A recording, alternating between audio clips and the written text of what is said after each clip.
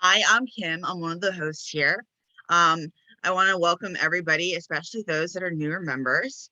I am doing an oracle reading today. That is one of the things that we do almost daily, every day except Sunday. We take turns.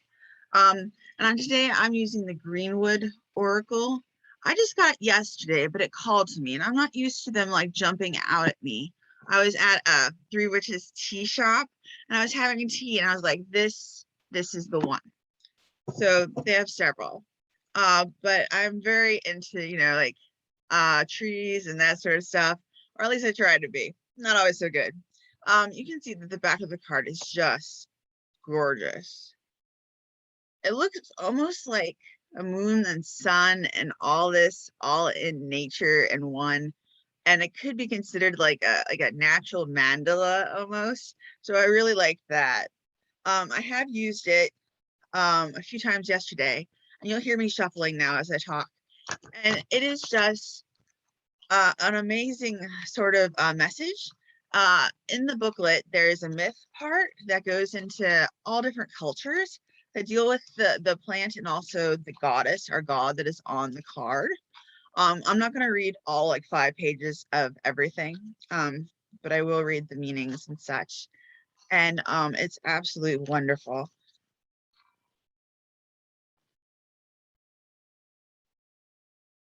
All right, this is the one, and it is reversed. It does matter if it's inverted in this deck.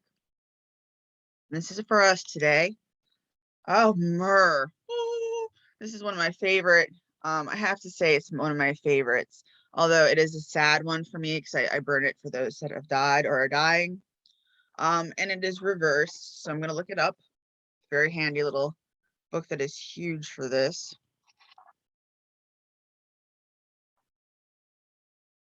Luckily, it is in alphabetical order, and it's number 20, myrrh.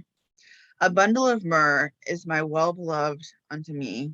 He shall lie all night betwixt my breasts.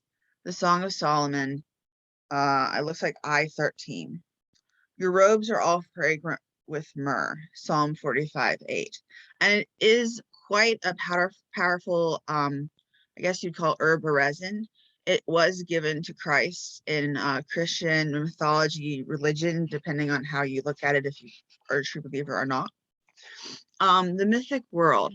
The tree's name comes from the Arabic myrrh, bitter, for myrrh has long been associated with bitterness and death. When Joseph died in Egypt, myrrh and other aromatic spices were strewn along his funeral procession for his grieving brothers to walk upon.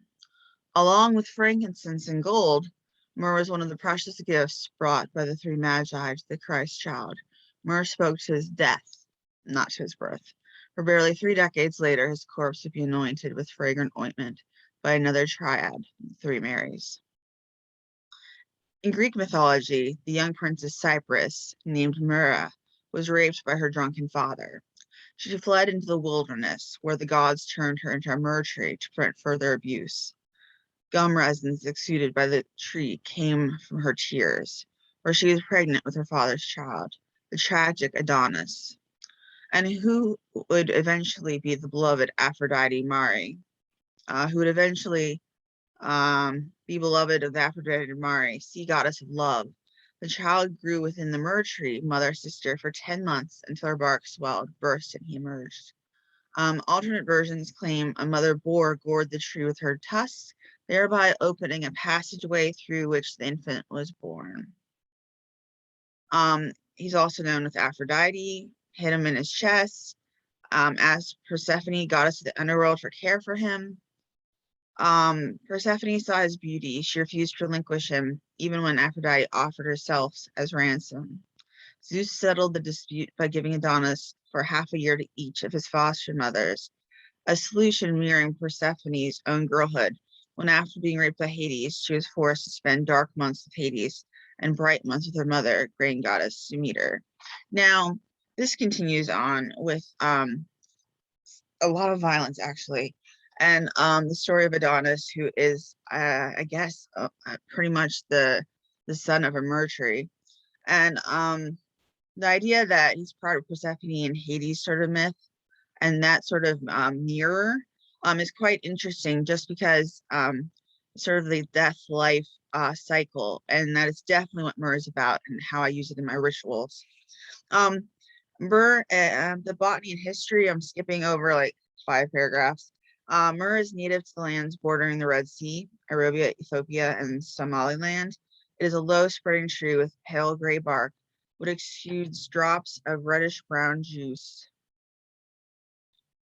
This liquid slowly hardens into gum resin lumps or teardrops, some as large as eggs. Some are powdered, and I actually burn resin on charcoal. And it's just like, oh, I don't know. I mean, it's like an incense, but it feels a lot more powerful when I do it as a ritual. All right, now I'm going to give, oh, drawing the verse is much longer. All right, the reading. Drawing myrrh suggests that you have emerged from a difficult, painful, perhaps even dangerous period. Okay, so that's like the very like basis of it. And now I'm going to go to what we draw reversed or inverted. This could be a signal that it is time to take physical health matters more seriously. In the name of practical short-term goals, you might be ignoring your body, forcing it to pay the price of your climb towards success. Myrrh balm is priceless in value, but so is your health. Emotional or spiritual areas of your life might need to be in need of purification. Explore your underlying motives in trying to either to birth or to conclude, and it says mummify, a relationship or project. Take time to honor your interior life. On a psychological level, this exotic tree, menstruating, precious balm, along the southern shores of the Red Sea, came to represent not only the sea goddess, but also a victim of incest. The fragrance of myrrh is an aphrodisiac, but since myrrh is myrrh, it makes an aphrodisiac of her as well. All right, this is going to be some trigger warning. So trigger warning for sexual assault, rape, etc. From a patriarchal perspective, this is a cunning way to shift blame from the rapist to her. But for a more compassionate perspective, it might offer a self-healing aphrodisiac balm to other rape victims so they can begin to appreciate their bodies again. Myrrh as newborn will be as beloved and precious as myrrh. The boundaries between mother, child, and tree are continuously blurring and shifting. The mother is myrrh, but so is the beloved, held all night between breasts of the woman of the Song of Solomon. The confusion in identity between a too young mother and her child is common in case of incest. The Boer mother is angry because she sees all too clearly what is going on. The girl's powerful father has perverted the sacred nature of sexuality. In ripping the newborn child from the tree, the Boer is offering both mother and child a chance to recognize their own unique boundaries and individuality. From an interpretive standpoint, given the widespread nature of incest and abuse in modern societies, drawing the myrrh tree may point to a literal reality. This is not, however, an open invitation to probe into areas which are not already conscious. The mythic level may point towards a metaphoric, not literal reality. Whether or not your body suffered physical, sexual, or emotional abuse, whether in childhood or adulthood, from a specific person or from institutions empowered by abusive hierarchies, your body nevertheless needs attention, needs to have a sense of its own beauty and worth restored. Like myrrh, it is precious. If you are female, consider winding back through all the levels of abuse in your own essential nature. You are able to birth wonders from your mind, your womb, your heart, your soul, and you are wise, a healer with an understanding of ongoing cycles of cosmic birth and death. If you are male, a similar principle applies. You are sacred, beloved, powerful, confident, and you have been sacrificed enough. It is time to enjoy your youth. Choose life, honor your body to love and respect, and give yourself a chance to grow into wisdom, to become one of the magi, a sage or seer. Neither gender should be afraid to seek professional help in dealing with emotions and needs. Therapy is costly, but might be the soothing, purifying form of myrrh you need. Regardless of your gender, be clear about who you are. Do not let your identity shift into that of the victimizer. The pattern must be broken, which may require professional help as well as courage and insight on your part.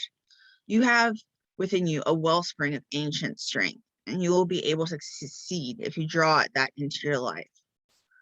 Honor what has passed, grieve who you might have been, and had you not been abused, limited, bound, but then go past that and find a new spaciousness and compassion for yourself.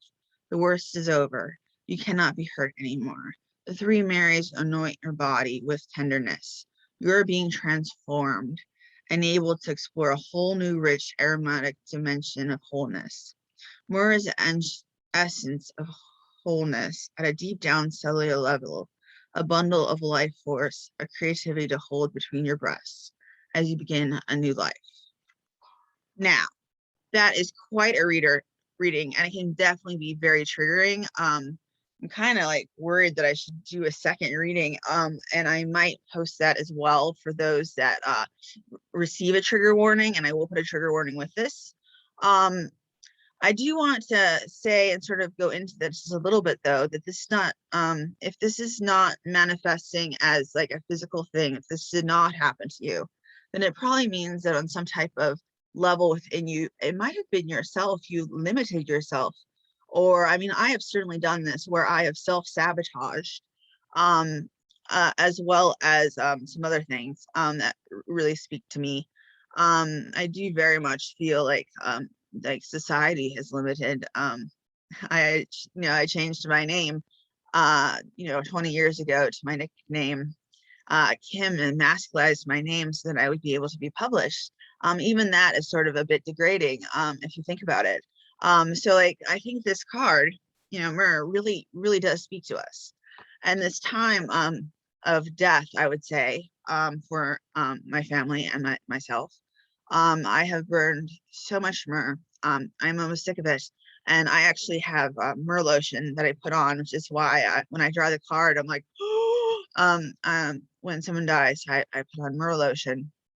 In my class, I am going to say and put a plug in.